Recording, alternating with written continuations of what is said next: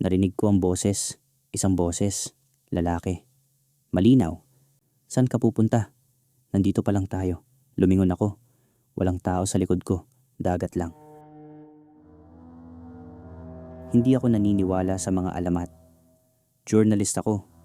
Freelance. Nagtatrabaho para sa ilang online publications. Ang trabaho ko ay humanap ng kwento. Totoo, verifiable, may ebidensya. Hindi mga kwentong bayan. Hindi mga chismis ng mga matatanda. Hindi mga bagay na hindi mo makikita sa mapa. Kaya naman nang marinig ko ang kwento ng Biringan sa isang interview, isang matandang mangingisda sa Samar ang nagkwento, hindi ako natakot. Naging curious ako. Biringan. Sabi nila, lungsod ito ng mga engkanto. Nandoon sa dagat ng Samar. Hindi mo makikita sa Google Maps. Hindi mo mahahanap kung hindi ka nila papayagan. Pero sabi ng mga taga roon, may mga mangingisda ang nakakakita. May mga barko ang napadaan. May mga taong napunta roon at bumalik. At may mga taong napunta roon at hindi na bumalik. Sabi ng matandang mangingisda, may kilala siyang lalaki. 10 taon na ang nakakaraan. Naghanap ng biringan. Hindi na nakita muli. Seryoso ang kanyang mukha habang nagkukwento. Pero para sa akin, kwento lang iyon. Kwento ng isang matanda na maraming naranasan sa dagat. Nagdesisyon akong puntahan ng Samar, hindi para maniwala, para patunayan na wala. Pumunta ako ng mag-isa. Mayo. Mainit ang panahon, maliwanag ang langit, maayos ang dagat. Nag-arkila ako ng bangka sa isang maliit na barangay malapit sa Calbayog.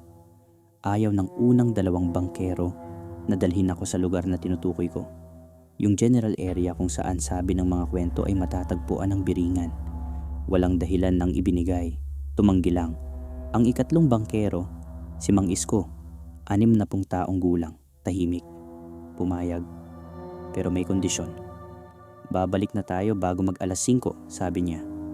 Ano man ang mangyari, bago mag alas 5, uuwi na tayo.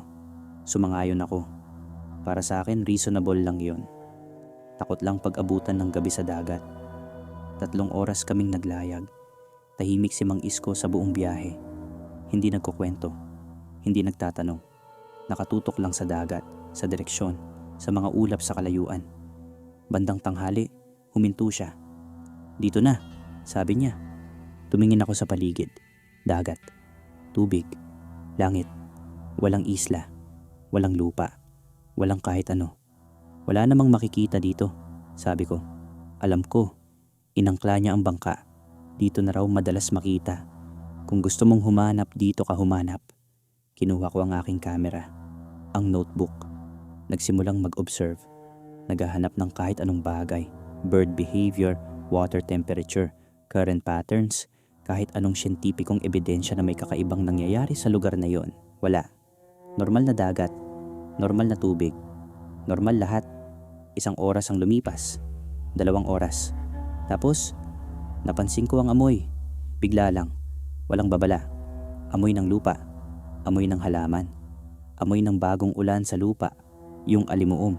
Sa gitna ng dagat. Sa gitna ng tubig, alat at init ng araw. Lumingon ako kay Mang Isko. Nakita ko ang kanyang mukha. Namumutla. Hawak-hawak niya ang kanyang rosaryo. Labi niya ay gumagalaw.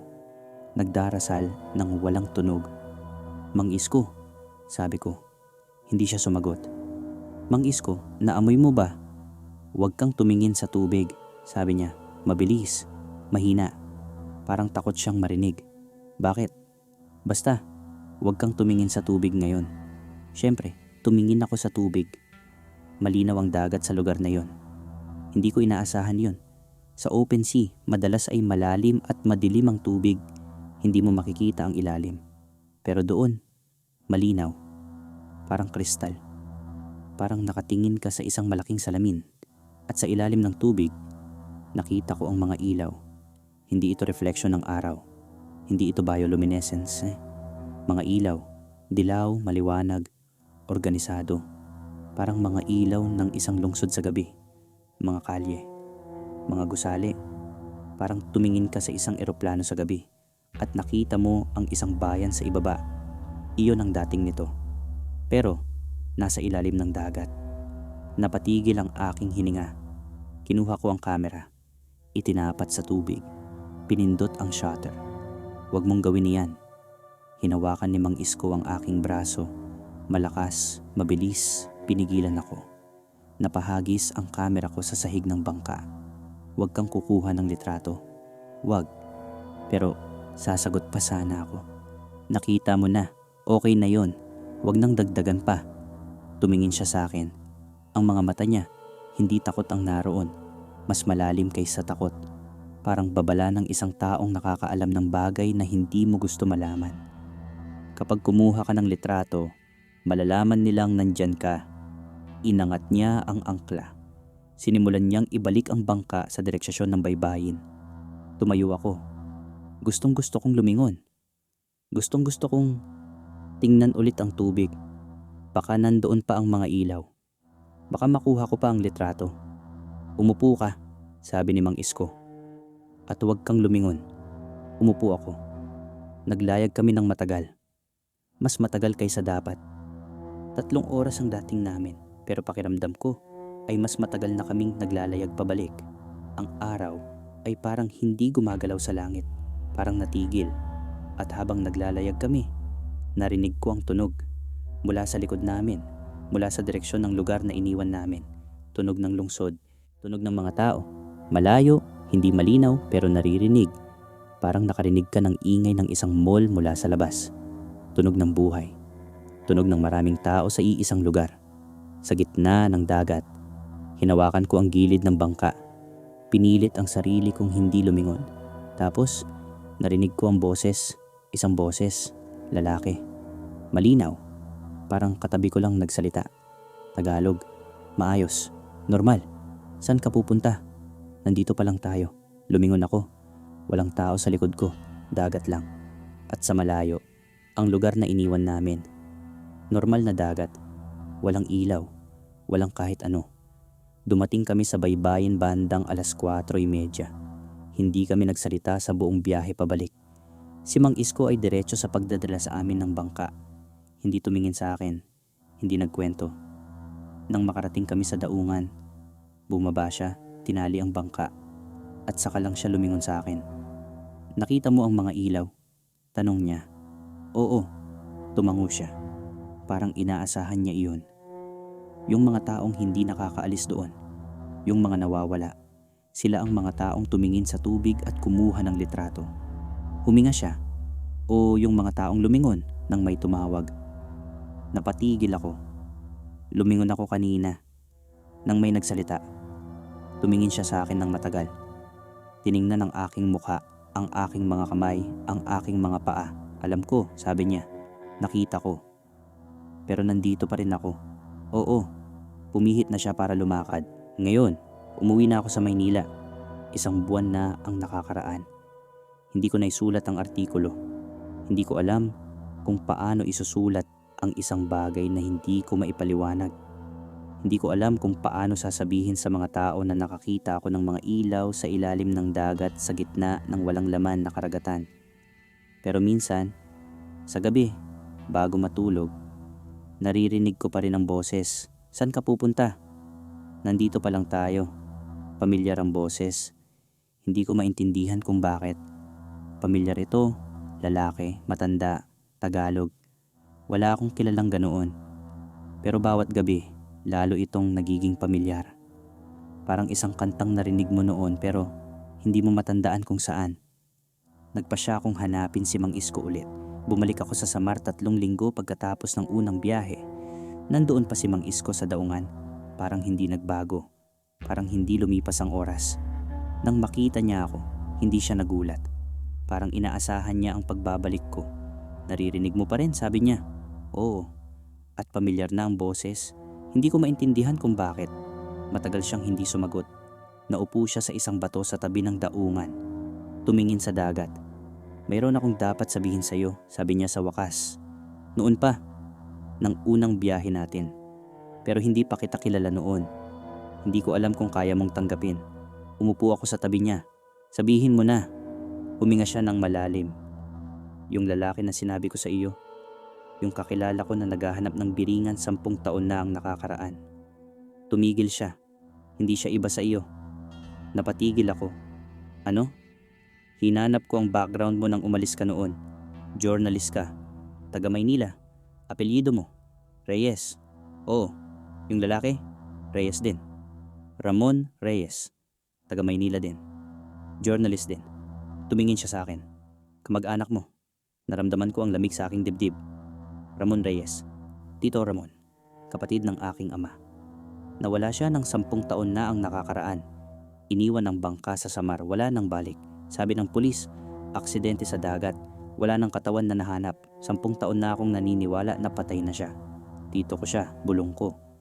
Tumango si Mang Isko. Parang inaasahan niya ang sagot. Nandoon siya, sabi niya ng dahan-dahan. Hindi nakaalis. Nakita ko siya, isang beses lang, mula sa malayo. Bago ko pa nalaman ang pangalan niya. Nakatayo sa tubig. Nakatingin sa amin. Nakangiti. Nanlabo ang aking paningin. At yung boses na naririnig mo. Boses niya? Sabi ko. Alam ko na, bago pa niya tapusin. Boses ni Tito Ramon. Matagal kaming tahimik. Ang dagat sa harap namin ay kalmado. Maliwanag. Normal. Walang kahit anong pahiwatig ng kung ano ang nandoon sa ilalim. Bakit ako? Tanong ko sa wakas. Bakit ako ang tinatawagan niya? Tumingin si Mang Isko sa akin. Mga mata niya, malungkot.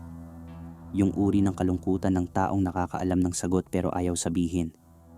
Kasi ikaw ang pumunta para hanapin ang biringan, sabi niya. Ikaw ang pinakamalapit na nakarating doon nang hindi naiipit. At kasi, tumigil siya. Kasi ano? Kasi naririnig ko rin siya noon. 10 taon na ang nakakaraan. Bago pa ikaw, bumaling siya sa dagat. Sabi niya sa akin, may darating, mag-aalaga ng kwento. Huwag daw akong mag-alala. Napaluha ako ng hindi ko namamalayan. Mag-aalaga ng kwento. Journalist ako. Iyon ang trabaho ko. Mag-alaga ng kwento. Magkwento ng mga bagay na hindi nakikita ng ibang tao. At si Tito Ramon, 10 taon siyang naghintay. Hindi para makabalik. Hindi para mailigtas. Naghintay lang siya para may makaalam. Para may magsabi sa mundo na nandoon siya, hindi nawawala, hindi patay. Nandoon lang sa isang lugar na hindi mo makikita sa mapa. Saan ka pupunta? Nandito pa lang tayo. Ang mga salitang iyon, hindi banta. Hindi ito pagtatawag para sundan siya. Ito ay pagpapaalam. Ngayon isinusulat ko ang artikulo. Hindi ito ang uri ng artikulo na inaasahan ko isulat. Walang ebidensya, walang litrato, walang magpapatotoo na datos. Kwento lang. Kwento ng isang tito na nawala sa dagat ng Samar. Kwento ng mga ilaw sa ilalim ng tubig. Kwento ng isang boses na nagsabi ng paalam sa pamamagitan ng iisang pangungusap. Paulit-ulit bawat gabi. Hanggang sa marating nito ang taong dapat makarinig. Hindi ko na naririnig ang boses ngayon. Mula nang sinimulan ko itong isulat, tahimik na ang mga gabi ko. At iyon, ang katahimikang iyon, ang pinakamalinaw na sagot sa lahat ng aking mga tanong. Nandun ka pa rin, Tito. Alam ko na ngayon. At alam mo na ring nakarating ang mensahe mo. Kung bago ka lang sa channel na ito, huwag kalimutan mag-subscribe at i-click ang bell button para palaging update sa aking kwento.